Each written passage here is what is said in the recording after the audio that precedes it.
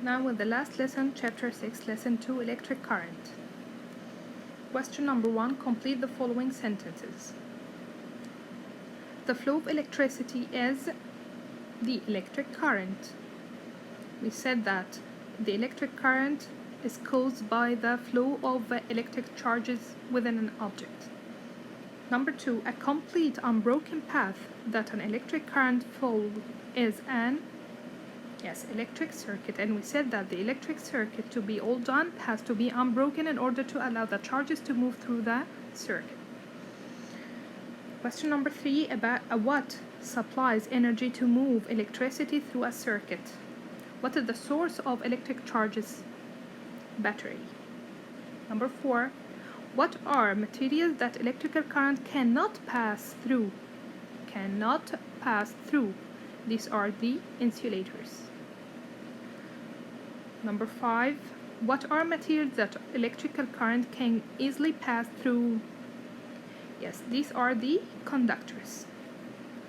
Number 6, what are examples of materials that are conductors? Any examples for materials that are conductors?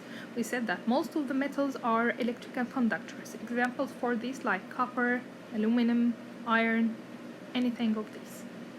7, what are examples of materials that are insulators? Said that insulators like plastic, like rubber, like wood, all of these are considered as insulators. Question 2, study the diagram below and then answer the following questions. Here in this diagram you can see an electric circuit with all the components inside: battery and wire and light bulb and a switch. Number 1, when the wires are connected to the terminals of the battery, what causes electric current in the circuit, or what causes the charges to flow in the circuit?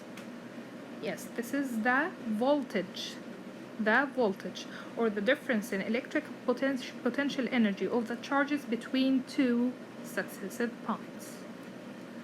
Number 2, what is the voltage source? The source of voltage, and what is the conductor in the circuit? The source of voltage for sure is the battery or the source of electric charges, and the conductor for sure is the wire.